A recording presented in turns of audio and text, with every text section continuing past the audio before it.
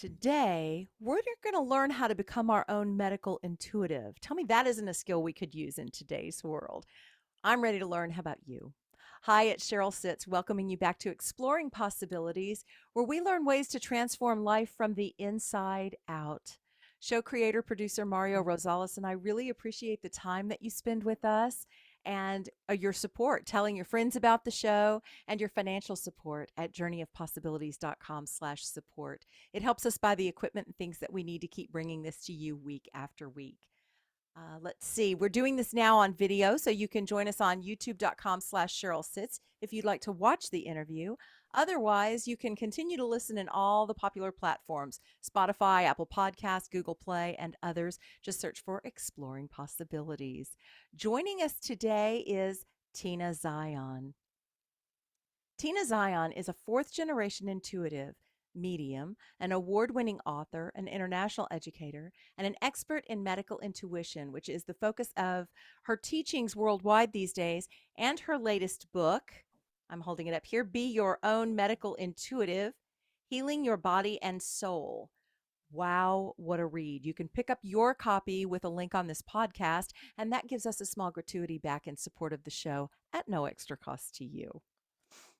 From her work as a registered nurse with board specialty certification in mental health, to being a Gestalt trained mental health counselor, to certification in clinical hypnotherapy, specializing in past life regressions. She's got a lot of training under her belt to complement her psychic gifts, strong intuition, and more. She's also received a master's teacher degree in Reiki. So if you're ready for a spiritual and holistic approach to well-being, learn more about her on her website at tinazion.com and stick around because she's joining us now. Hi, Tina. Hello there. Hello there. And thank you so much for having me. I mean that. Oh, I can't stop bragging about your book. I've already told so many people they've got to go get a copy. And I'm just going to go on record right now on the interview as saying this book has earned a permanent place in my library. I have not before read such a comprehensive, easy approach to building your intuition, building your psychic awareness, tapping into the body, self healing, connecting with the spirit realm. So much in this book. It's really powerful. Way to go, Tina. Thank you. Well, thank you so much. And you do just warm my heart with your comments about this. So, and thank you for, helping people know about it. We need this. We really need this. It's come to a time where we need to be discerning for ourselves about our health, probably never more than right now. So the timing couldn't be better to come out with this. So I want to launch with the question: all this background that you've got, all these things that you've done, all this training that you've had, and you've chosen now to go worldwide educating us and becoming our own medical intuitive. Why? Hmm. It's always been more important to me for people to realize that I don't have a special gift. We are all born and wired to be intuitive. And so my goal has always been to help people realize how intuitive they are and how empowered they can be. And so I really help them to learn, really step by step, how to be more empowered. And for many, many years, my own guides have said, this is going out to around the globe. It's going around this globe. It's going out to the world. And so, I do my best here on the physical world to actually, help that happen. And so that's really my goal behind it. Wonderful. Well, it's such a gift, really, and at this time in Earth's history, it's really important stuff. I want to come in real quick and just apologize for some of the lags and delays that we're getting in the broadcast. That just must be the weather or our high energy. We were giggling about that a moment ago. We've been doing other work today just fine, and we get on the line together. We have this, so thank you for bearing with us because I promise you it'll be worth it.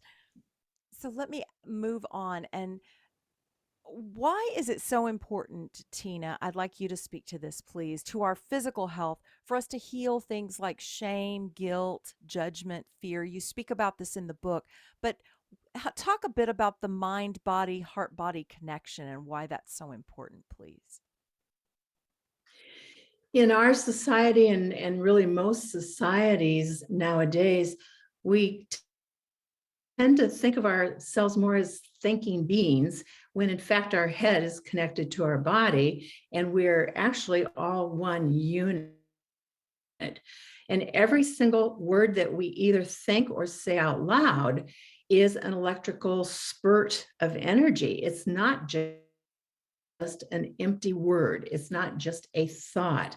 That every single word in a thought has its own vibration, and it's always moving. Our thoughts and our emotions are always moving through our entire body. So I really help people. I hope I can help them to understand how important their thoughts are. If they are a very, very negative person, our body has to respond to that. If we are a positive person, our body has to respond to that too. So we're really, truly energetic beings. We are eternal souls, kind of lugging around a physical body at the same time. But what is I have found over and over again so important is our positive thoughts are very fast and fine electrical signals through our body, our energy field, and out to the world. And our negative thoughts are heavy and slow and dense.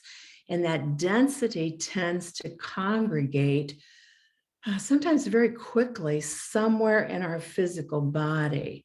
And so the location of that negative energy or that really slow, heavy energy, the location even is very telling in what's going on with the human, themselves.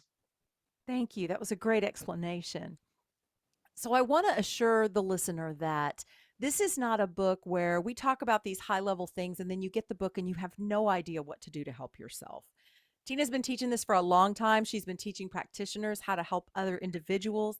And now she's shifted to teaching us to help ourselves. And she's got a wealth of examples in here and some really practical steps that we can take to begin to scan our bodies and find areas that are struggling for ourselves, to build our intuition, all of that. This is a really good hands on, work your way through the book kind of manual, which is why I keep bragging about it. So now that you've described kind of what's happening in the body, talk a little about the intuition. You said something about intuition that I just laughed out loud because I've thought for a long time, it's almost like we're making this stuff up. And you say that over and over in your book. You're going to think you're making this up. Talk about building our intuition and how do we know if we're on course or if we're just way out in left field somewhere, if we're all making it up anyway.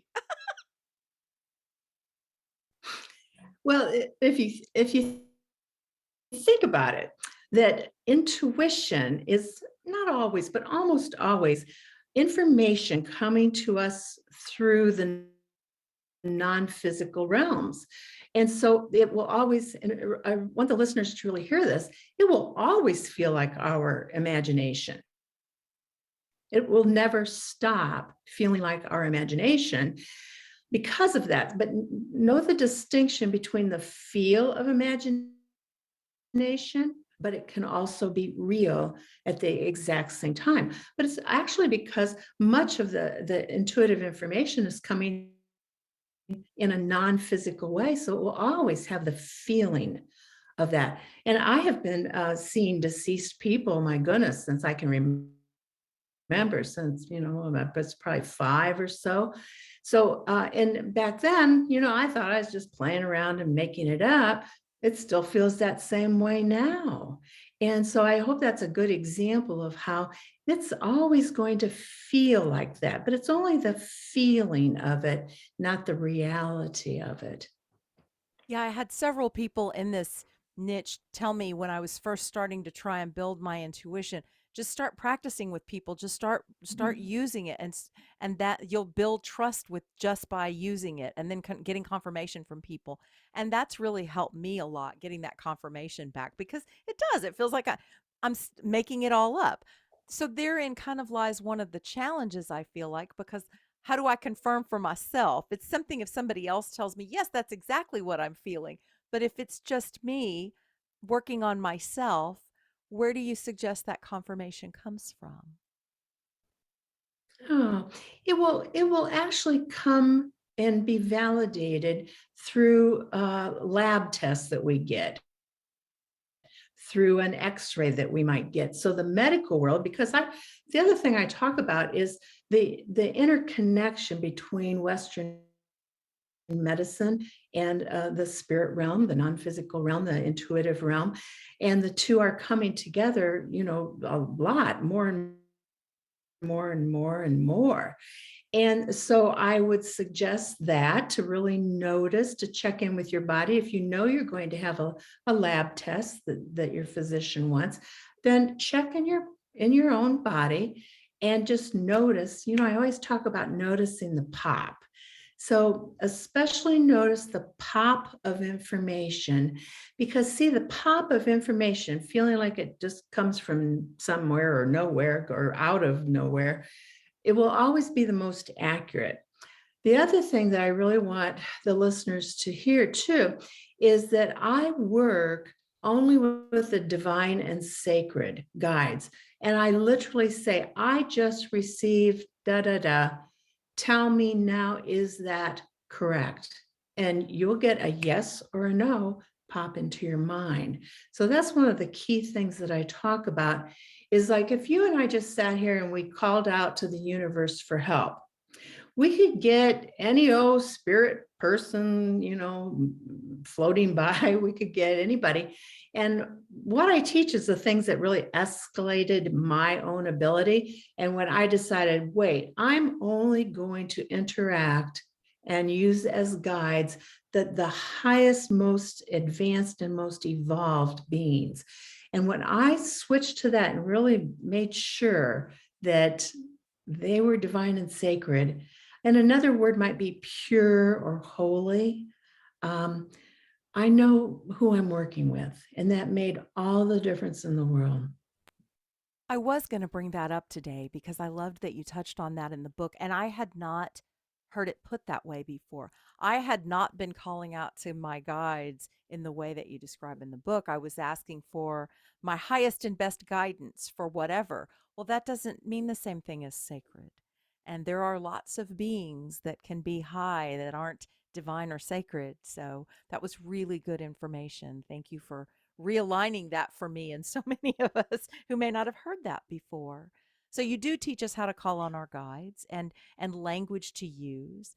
You also teach us about filters, which was really interesting. But I think before I go there, I was going to ask you, talk a little bit about why we should never cut cords. There's a lot in the energy work field about cutting cords and getting clear of things. And you have a really interesting approach to that as well. So please speak to us about that.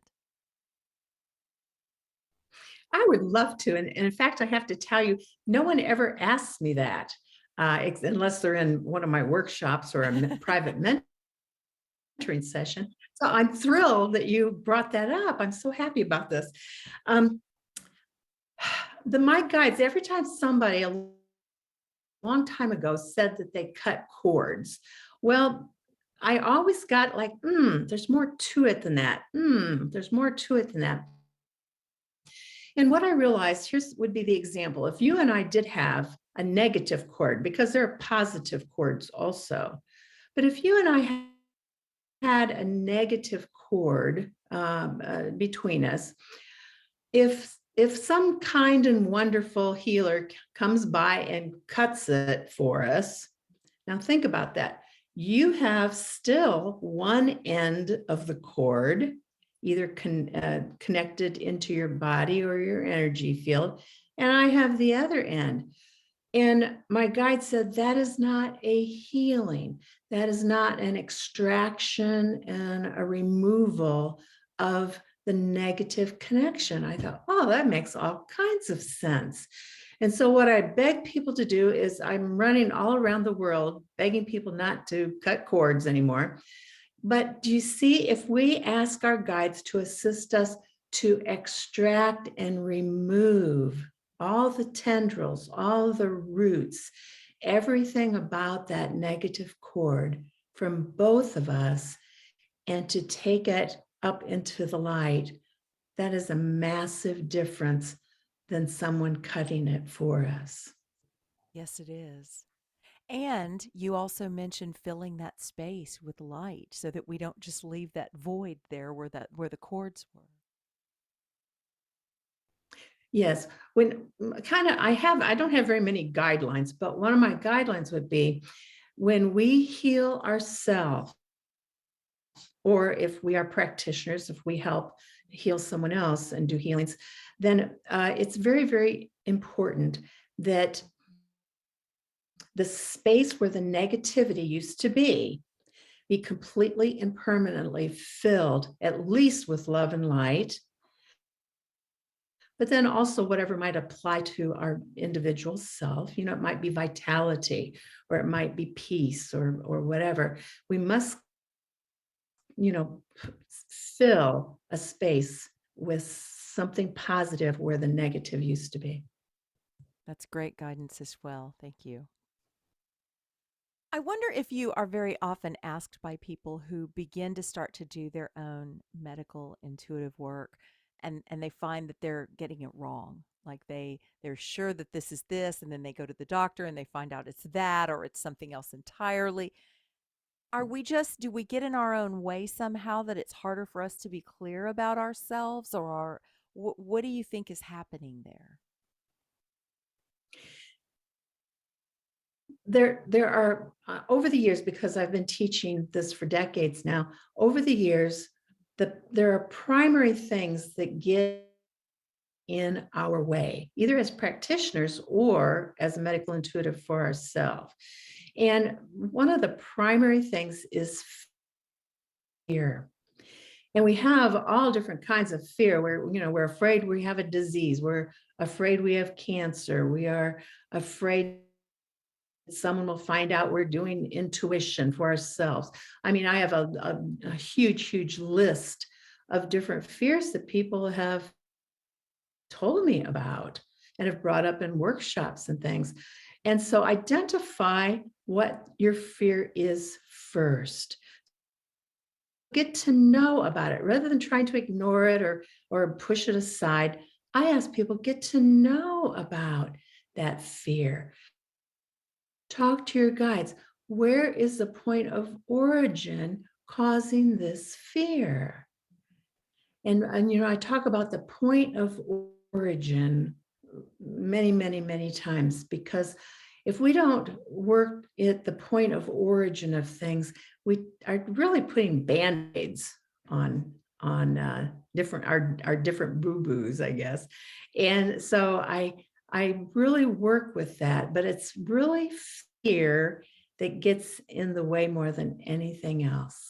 I worked with someone just yesterday, and she said, "Oh, a friend of mine has, a certain disease," and she said, "I check my body to see if I have it." But you know what weakens our energy field the most is moments of fear. And Mhm. so every time we go into fear, we've weakened our energy somewhere in our body. So be aware of that. And I talk to people too about getting more and more in charge of your thoughts, more and more in charge of your emotions, because that's key. If you're not in charge, who in the heck is in charge of you? That's a good point. We keep coming back to the thoughts. And it's interesting because I think that it hasn't been that long ago that we've been recognizing that our words create our reality. That movement of careful what you say because you're going to attract it, you're going to create it, whatever. And you're nailing it. It's the thoughts. It happens long before we say it. And so even if we guard ourselves from speaking it, if we're thinking it, we're still at some level creating the problem, aren't we? Yes, yes. Even if we think about it quietly. We've never said it out loud. It doesn't make any difference. Every word has its own frequency of energy. And then when we line words up together into a phrase or a sentence, that has its own frequency also. And the universe has got, we're in so much empowerment, and I just hope to help people realize how powerful they are. But in our empowerment, we are creating our world because the universe is an energy and we are interconnected with the universe. So whatever we think and feel, the universe has to respond. It has to match whatever we're thinking and feeling. Also, our emotions will either power up our thoughts or diminish the energy of our thoughts. So see, their emotions either powers up or weakens any thought that we're having also. So it's like the thought is the GPS and the emotion is either the gas pedal or the brakes, right? We're either going forward or we're Oh, I slamming like on the brakes. I like that. Yes, I like that.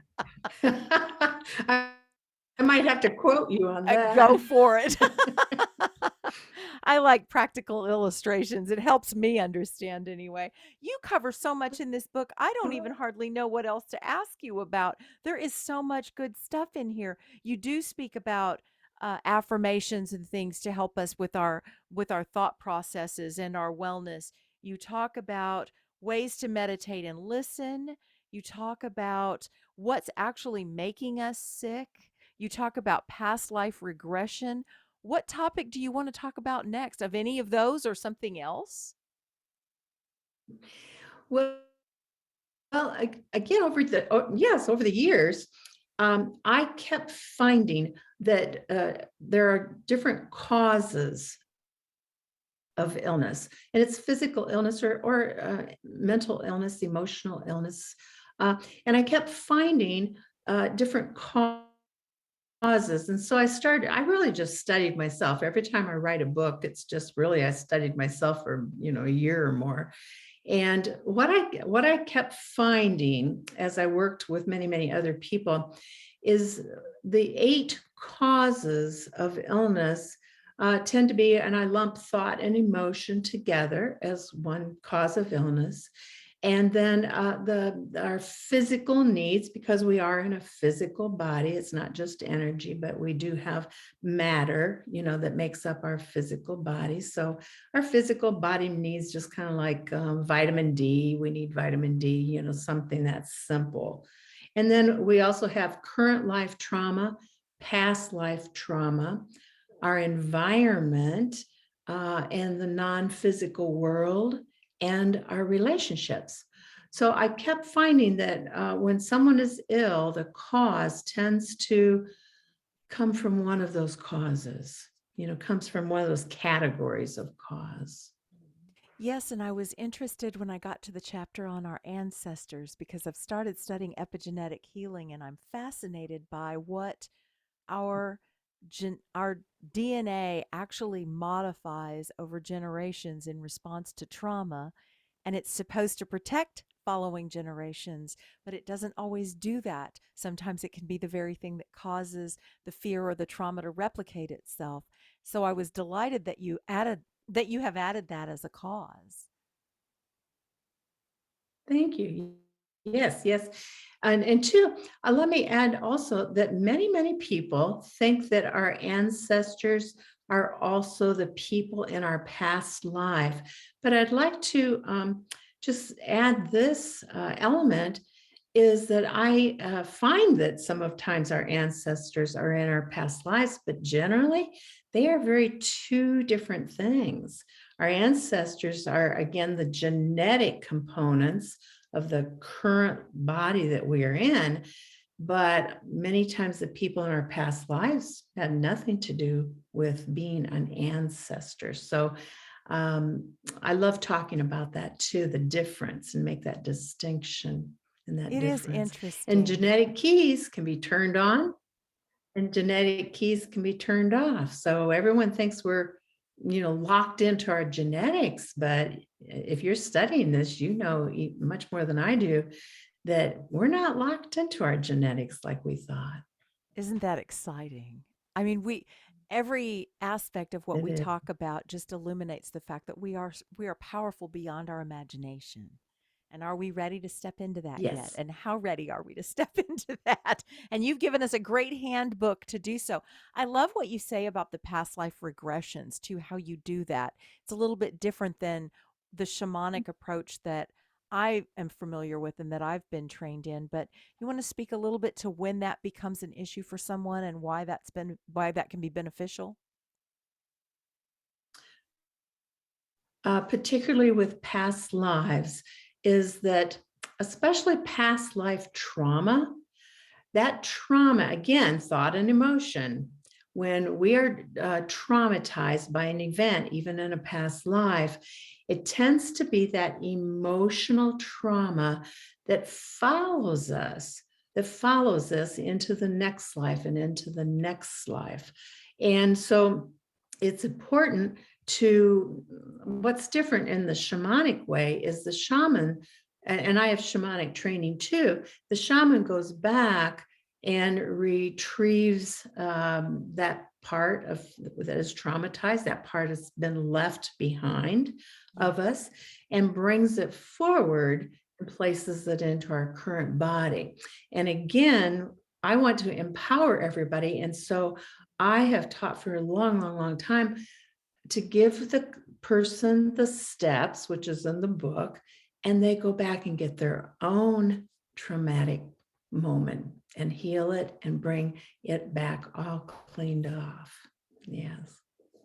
So, why do you think empowering the individual to do the work for themselves is so important to you? Why did that become important on your mission?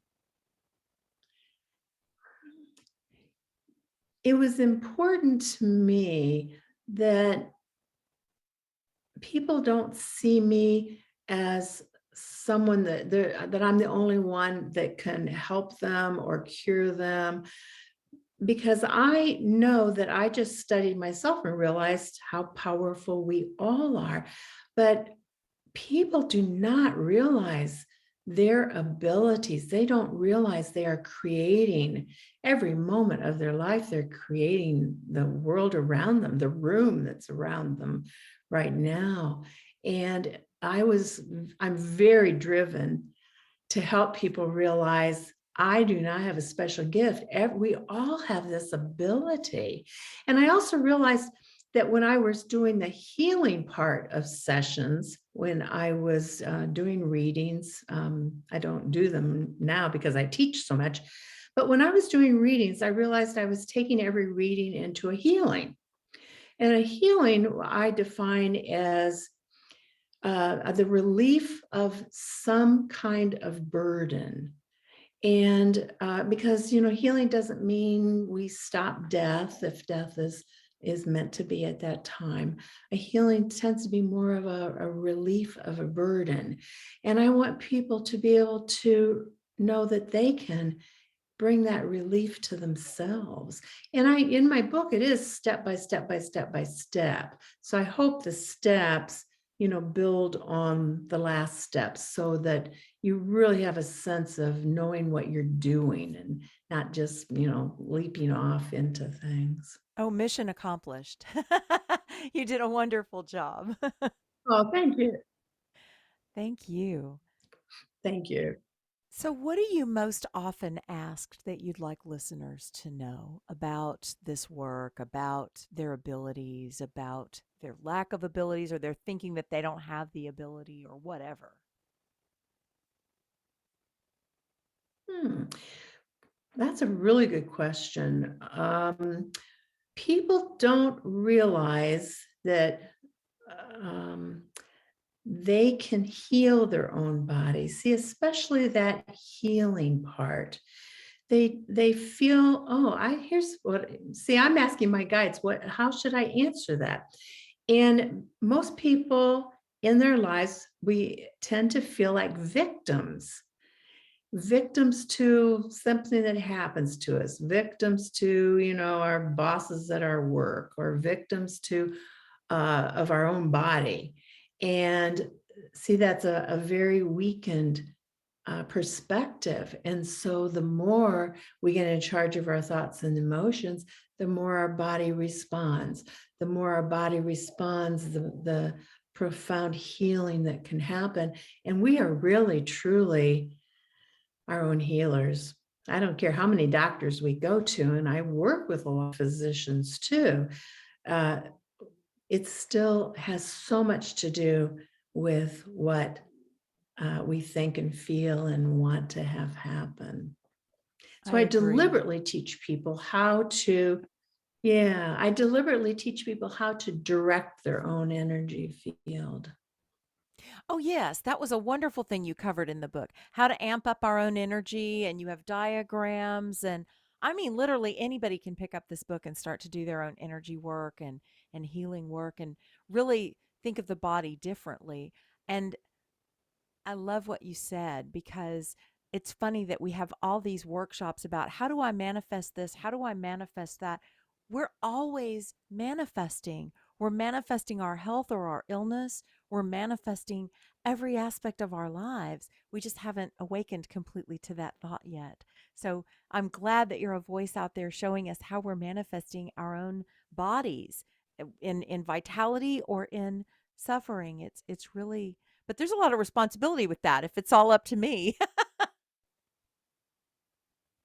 Well, it's not all up to us as an individual. And again, I would really emphasize the integrative medicine. Oh, and another thing I would share with your listeners is more and more physicians coming to me for in my workshops or my private mentoring, more nurses, and it's doctors and nurses from all kinds of backgrounds in medicine. And that here's what they say. They say, I just know things about my patient before I open the chart or before I walk in the room. How am I doing that? And I want to do more of it. I hear that a lot. And so I have a lot of professional medical people reading my books and taking the courses. And I'd see it's the beginning of that integration. Absolutely. That's wonderful. Well, thank you for all the work that you're doing and for this fabulous book. Again, we're talking to Tina Zion, the book, Be Your Own Medical Intuitive. Tina, thank you for everything, all that you're doing. And I love to end my shows by asking if, after everything that we've discussed, if you have a parting thought you'd like to leave us with today. Hmm. To look inside until it's an allow yourself to feel how powerful you really are. But it is an allowing. And people have sometimes a reaction to the word allowing, but we must allow ourselves to evolve and allow ourselves to realize just how powerful we are. So please allow yourself to recognize that. Beautiful. Thank you for that. Thank you for everything. And thank you, listeners and Thank you. viewers, whichever you are today, whichever way you're joining us. Thank you for joining us. Let us know what you think. Strike up a conversation in the comments. We'll be glad to respond. And join us next time for another episode of Exploring Possibilities.